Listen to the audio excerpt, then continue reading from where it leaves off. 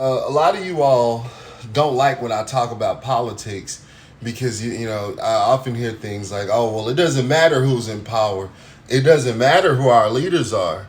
It doesn't matter. Blah blah blah blah blah. Politics. It don't matter. I'm just gonna live my life anyway." But that's simply not true. That's simply not true. Depending on who you have in power, it shifts certain cultural dynamics. So if you have a bunch of baby mamas in power, if you have a bunch of pedophiles in power, if you have a bunch of homosexuals in power, then you're going to have a society full of baby mamas, pedophiles, and homosexuals. Who our leaders are, who we elect our leaders to be, absolutely, and depending on what their policies are, it can absolutely shift your day-to-day life, and it can absolutely shift the culture. And oftentimes what we see, especially in bigger liberal cities or some bigger liberal states like California, we have seen the demonic, the absolutely deteriorating result of leftist and Democrat policies playing a role in destroying the state. We'll look at a clip later on in the video about just how atrocious California has become. It's very sad. California used to be, the shining beacon on the hill. It used to be that state. Now you go to California, man, you got a bunch of pride parades, homosexuals running rampant. They got needle injection sites where they'll pay a crackhead to come do heroin in a needle injection site. The needles are all over the place. And you're not going to see stuff like that in red states. You're not going to see that happening in Arkansas, Alabama. You're not going to see that happen. And the reason we see this happening is because of leftist liberal policies taking hold. And it pains me to tell you this part right here. No other demographic in the United States has been indoctrinated or brainwashed further in the United States than black women into left-wingism. Black women have just been so indoctrinated by the Democratic Party. At this point, I'm willing to say that we can't have a black woman in power here in the United States. I'm sorry, but we can't do it. I will never vote for a black woman. Now, if it's a good conservative black woman, then maybe I'll vote for her. If it's somebody like Candace Owens, maybe I'll vote for her. But have you noticed? There are almost zero conservative black women in power. Or there are almost zero conservative black women, period. I mean, there may be a couple that I see on YouTube, like Candace Owens or others, but it's very rare. In the last election, did you know that 95% of black women voted for someone who was senile, for someone who had Alzheimer's, Joe Biden? A man that can barely talk. Black women voted 95% in favor of this man. And it would be one thing if they just voted a certain way, but they believed a different way. But no, you have a majority of black women not only voting Democrat, but they also believe in democratic policies. Look at how they behave in public. I did a video the day before yesterday about a rapper by the name of Sexy Red. And this Sexy Red song, you saw how vulgar that song was. That's black women under the influence of Democrats. Black women under the influence of Democrats call themselves bitches. They call themselves hoes. They go around. They had a thing last election called booties to the pole. Hoes to the polls or something like that, where they got a bunch of black hoes. And they had them dancing on stripper poles saying, we're going to go to the voting polls. So they got the hoes on the polls going to the polls. This is what now a Republican is going to get a brick and say, hey, look, get off that pole, become a woman of God, be upstanding. You're not going to be out here killing your babies. You're going to be an upstanding, decent citizen. No, not the Democrats, though. The Democrats are going to tell black women, baby, do what you want to do. And it's detrimental. And that is why I'm calling on anybody watching this video, anybody watching this channel. There needs to be a moratorium on voting for any black woman. The black woman that you're looking at on the screen is a black woman by the name of Ketanji Brown Jackson, a leftist. a leftist, married to a white man. And, if it was just her married to a white man, I probably wouldn't care as much. I mean, I don't like interracial marriage because, why would any white person want to marry a black? Honestly. I mean, why would any white person scoop down to the level of marrying a black person? I don't understand it. It makes me think you got some kind of freakiness going on that you're not telling people about. It makes me think you got some kind of jungle fever. I don't get it. I think doves should stay with doves. Blackbirds should stay with blackbirds. I don't believe in all that interracial shit. But if it was just that, I could go along with that. But Ketanji Brown Jackson got up before the Congress and said she doesn't know what a woman is. That's what the bitch said. I didn't make her say it. I don't know why well, I do know why she said it. But that's what she said. She said she doesn't know what a woman is. And if you ask a lot of black women that consistently vote Democrat, they're going to say, well, we don't know what a woman is either.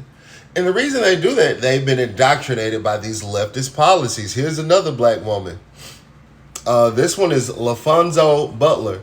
She is the first LGBT senator from the state of California. A black woman. She's, as Jesse Lee Peterson would call it, a lesbian. She is a lesbian. And that is essentially what Democrats are using black women as tools. Okay, we used to live in a merit-based democracy. We used to live in a democracy where if you worked hard, if you worked to accomplish something, you did the proper things to accomplish whatever that thing was that you wanted to accomplish, you would accomplish it by way of your works. You would accomplish it by way of your aptitude. We no longer live in that. Why? Because we have Ketanji Brown Jackson didn't deserve that seat. This woman, she didn't deserve it. Why did they get it? Why did they get into the positions of power? Why did Ketanji Brown Jackson, why was she able to become a Supreme Court justice while admittedly not knowing what a woman was? And why was this woman able to become a senator? Well, they got woke points. She was able to become a senator. She was appointed to being a senator because she's a black lesbian, and Gavin Newsom needed to get some much needed woke points. And so that Democrats can continue to secure that 95% voter rate amongst black women. And, she was appointed to the Supreme Court despite not knowing what a woman was because she is black. And Joe Biden needed those woke points. Joe Biden said, well, black women voted for me in a 95% block. Well, I got to repay them the favor by having an affirmative action Supreme Court justice pick. I think it's sick. But furthermore, this is a black woman by the name of Tiffany Henyard. Tiffany Henyard. And this is Black Women in Power, okay? We're going to look at Black Women in Power, and we're going to see what they do once they get into power. New at 10 making a political statement with some political statement with some disco in South suburban Dalton. Take a listen. How y'all doing? Look at that. Ain't no stopping us now. All right, karaoke night apparently at City Hall. That's Dalton Mayor Tiffany Henyard kicking off tonight's board meeting with her rendition of the 1979 hit Ain't No Stopping Us Now. The reason for the throwback jam? And that's just one video of it. She had other videos, and YouTube tries to protect these women, so YouTube scraped the video down. But she had another video where in front of the city council, she was, bitch better have my money. That's what she said. She was playing that song and singing that song in the front of the city council. There's multiple clips of her behaving erratically. Guess what? She is also a Democrat. I guess there's no surprise there. She's a Democrat. Black women under the influence of the Democratic Party are uncouth. They are rude. They are mean. They are nasty. They kill their babies. They don't respect their husbands. They don't respect black men. They don't respect men, period. They're out of control. Absolutely and utterly out of control. Now, we had this black woman appointed as a senator in California, And, California is one of those states that's notorious for supporting LGBT. They're notorious for, supporting a meritless way of government. And what I mean by meritless, you don't have to actually attain any merits in California. All you got to do is be gay. All you got to do is be black. All you got to do is be non-binary. I don't know what non-binary means, but all you got to do is check the woke boxes and you'll succeed in California. That's the overall policy in California. Welcome to California, where you ain't really got to accomplish shit. Just be gay. Just be a black woman and you'll make it. We're going to see where that leads people. Now, let's go to the we're going to see where that leads. Okay? We're going to look at the result of California's leftist policies. And you tell me after watching this, has it been mostly good for California or has it been mostly bad? Let's take a look at this. The Bay has become a city in crisis. San Francisco is overrun with drugs, crimes, homelessness, and billions are being spent to find a solution. And nothing works so far. Well, a group called City Team is taking a different approach. They're working to save San Francisco one life at a time. CBN's Brody Carter reports. From here, San Francisco's a postcard city, but nonprofits and former city leaders tell me they're fighting multiple crises, including homelessness and fentanyl. In fact, a recent report shows that California accounts for 1/3 of all homeless people in the United States. People just are free to destroy their lives out in the open. Methadone, crack, meth. I see it 7 days a week. Scenes of addiction, crime, and homelessness have overtaken much of San Francisco. At one time, a city considered an American destination. We're under the interstate, where people's prized possessions litter the streets. Some people have lived here for more than 10 years. Before coming on this trip, many people are asking me, is it really that bad? I guess it depends on where you look. Get water from the fire hydrant. You know what I mean? Water from the fire. All right. Now, I don't want to play... Oh, excuse me. I don't want to play too much of that because I don't want to get a copyright strike.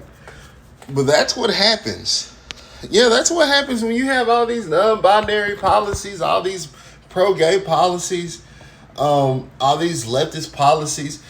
Yeah, it makes people crazy. It's crazy to have a government that supports a man being married to another man. It's crazy to have a government that says, well, you don't have to accomplish anything, just become a black woman, because you're not going to get the best people in power. And when you don't have the best people in power, California, what's happening in California is the result of it. That's why I call on you, watching this video right now, call on you to do this. Never vote for a black woman unless you know she's unless you know that she's a conservative. She doesn't support abortion. She doesn't support all these homosexual leftist left-wing policies. Unless you know that, don't vote for her, because when you do vote for her, all you're doing is playing a role in the destruction of America. Let me know what you think about this video in the comment section. And remember to like, subscribe, share, and as always, stay woke.